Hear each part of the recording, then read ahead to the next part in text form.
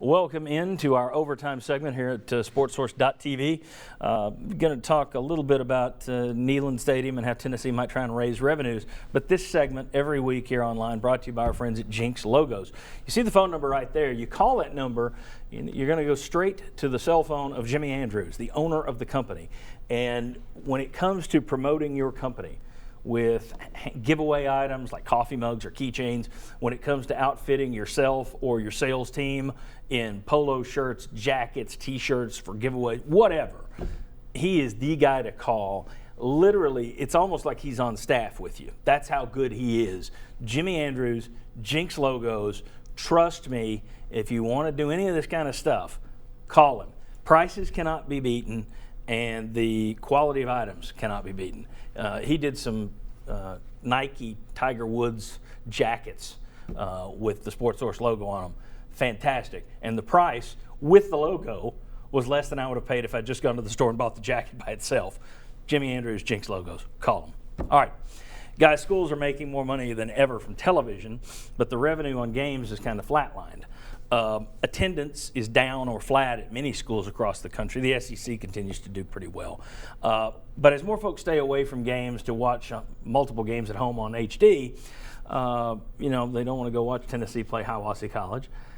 How does Tennessee make more money? Texas has just announced this week that they will sell beer and wine at all private, meaning clubs, and public areas of Darrell Royal Memorial Stadium down there. There's no other reason to do that other than to create another revenue stream. Do you think Tennessee will have that? Do you think they'll do the booze, the liquor in the public areas of Neyland Stadium before, let's say, 2020? Do you think that's coming in the next 5 years? Jumping through whatever legal hurdles there are, do you think Tennessee's going to go down that road? Because I think Texas, other schools are doing it, but Texas is a big bowling pin to fall over, I think. I think the time frame may be a little bit quick. 5 years may be a little fast. I do think they'll go down that road. I'm with Bob. I'm not sure if I can put it in 5 years, but I do think they'll do it. And if you look at it, there's already a bunch of booze in the skyboxes, all right? Right. You allow it and for in people's tailgating. boots. Yeah. And people in tailgating, I don't think anybody's getting checked in the tailgating areas about how much booze they may be drinking or whether they're underage or all that. I think eventually it's going to happen. I'm just not sure the time frame. And I like, instead of in the actual stadium, John, I think you're going to see it maybe in like a concourse area where you don't have liquor, I don't think. I think where you, instead of having it with vendors going around selling, it's already tight in the stands. Yeah, I think you'll have, I think you're right. I think it'll be sold in the concourse area. Yeah. I'm not so sure that's not what Texas is doing. I don't think they're going to. But I think a key distinction there is beer and wine and not liquor. I mean, it's really a slippery slope because you take kids Sounded to like a you've been game. drinking right there. Slippery slope. But I mean, Bob's talked about going to see the Cincinnati Bengals play as a Minnesota Vikings fan, and somebody being obnoxious. You're just opening up so many more things for fans that are already intoxicated, having that much easier access to booze at games. I think, I'm sorry, John. No. I think eventually Tennessee will go there. In the SEC, I think will go there, but I don't think they're going to be one of the first ones in or do it quickly. And I think it depends on what the success rate is at some of these other schools. West Virginia and a few others that have tried it, it actually hasn't been as bad a problem as you would expect. Let's see how Texas works out. Let's see how some of these other schools work out. And if they find good plans and ways to execute it, then you might see Tennessee sample into it. The people in West Virginia don't know how to open a wine bottle. That's what it is. Yeah, they're in trouble with it. It's already served in NFL stadiums. That's right. I mean, it's talking not about liquor, or are you talking about beer? everything. Yeah, Okay. you can buy everything. Neutral psychology. And so to me, there's no, The tax layer. The Texas Bowl was the first time they'd ever sold out liquor down the there. only reason you don't do it, I think, is probably more of a how are people going to accept it when we start doing this thing? Not that there's not a way out there to do it, because the NFL already does it. And I think, hey, where I sit, plenty of stuff out there right now. Why don't Tennessee get a little bit of money out of it? I just wonder, when can people in Washington and Colorado smoke weed during games? Since it's legal. Well, you can't smoke. But hey, John, I would say this. Quick, guys. This is the way that you're going to save your non-revenue sports.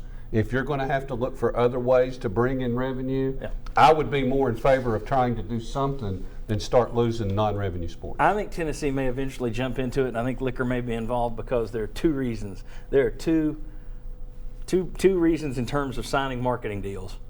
If you had Jack Daniels sign you a deal, and if you had Old Smoky Moonshine sign you a deal, and you have, Calhoun's here sitting next to an Old Smoky Moonshine vendor here, sitting next to a Jack Daniels vendor here, and they're all paying you, and then people are buying it too, that's revenue, and I think people will just say, well, that's revenue, let's do it. West Virginia, as you say, their studies have shown that there have been no more arrests or fights at games since they've added booze. So, all right, let's talk about this. Are there any other ways Tennessee can increase game day revenue without raising ticket prices? Anybody got anything? I've got a couple, but I think the biggest thing is winning. I think that's the biggest revenue generator is winning. And I know that's not an idea, but I think that's how you make money and you add the revenue on game days because you're going to get the concessions, you're going to get everything that comes with it. Another thing is the merchandising. When they move to Nike, that's going to make them a whole lot of money and people transitioning. Yeah, and outside of adding a game, there's not really. I mean, you can partner. I was thinking your Vol for Lives could partner with something and some kind of, $50 a ticket, but how much do you raise doing that? They raised $1 million for one guy to run through the tee. Yeah, Thornton. So are you going to start opening that up? X amount of money you get to run through the tee. There could be another column for John did Adams. that 20 years ago. here's one. This isn't raising ticket prices. This is creating a whole different section. All right, I've said this a few times. Since Doug Dickey added seats and made them about this wide, people have complained that you just jammed in there. Right. I had some friends in here from Columbus, Ohio. Guy had been to stadiums all over the country. He said Neyland Stadium, without question, is the most uncomfortable stadium he'd ever been in terms of no wiggle room and your knees are out to somebody else's back. I say if you created some place where somebody got 4 more inches, so in one section, I say section BB upstairs, because it's the big butt section. Big butt, section BB, and then charge a premium. I think people would pay an extra $10, $15 a ticket if they could actually spread themselves out a little bit. I really do. I think that's one that Tennessee could do. You decrease seating capacity, which other schools are doing. Tennessee has done it to add some of those club seats. I think you could do that in other ways. John, I've seen some auction items at various events I've been to where you get the game experience where a family of 4 or 6 or 8, they get to go in the locker room for the game. They get to go on the sideline. That's another way to do it. And maybe you extend that to some practice too. But you said games. So right. I think maybe the fan experience at games that way is another way to potentially. Something that they used to do that they don't anymore. You can't go in the stadium now and buy a lot of Tennessee paraphernalia. T-shirts, footballs, things like that. They don't have the vendors there like they used to. They're going to have a big Nike store or a big Nike area, I believe, Gate 21. Is it going to be Gate 21? Does anybody know that? Where they're put, I think they're putting everything's at Gate 21, and you've got space at Gate 21. Yeah, they're going to put a Nike thing there, I believe. I had one do a 50-50 raffle. Well, actually, I had that listed. Listen to this. Yeah. I mean, you'd have to change some laws. You'd have to work around laws. Yeah. But some sort of in-stadium lottery or giant ball board. Yeah. Where to win, you have to have the right number for all 4 quarters. But if people buy their tickets in there, it's $100,000 a piece, and then somebody can win X amount, UT keeps the other half. Yeah, down the road, again, you've seen more and more states say, yeah, we used to be against lotteries, but we're not making much money, so let's go ahead and start doing lotteries. I just wonder how long before a school will go down that road. Win the lottery, get you some more Jack Daniels. One last one, you go to Fenway Park, and around the ballpark, at least they used to, I haven't been there a couple of years, but they would sell memorabilia. So you could buy, you didn't have to go across the street, you could buy a broken bat signed by Fred Lynn or somebody. You could buy a cap autographed by Ortiz or somebody. Yeah, Tennessee could do that. Here's a pair of tennis shoes, cleats, signed by Eric Berry. Somebody in there, all charged up on game day. Put it in a bag, carry that. You could actually all liquored up Bobby already. Scott. Bobby could just stand there. All right. Very good, guys. I appreciate it. We will see all of you next Sunday. I hope we see all of you and more. Drag a few friends in front of the TV set. Next Sunday, 11 a.m., WATE 6. See you for the Sports Source. Thank you.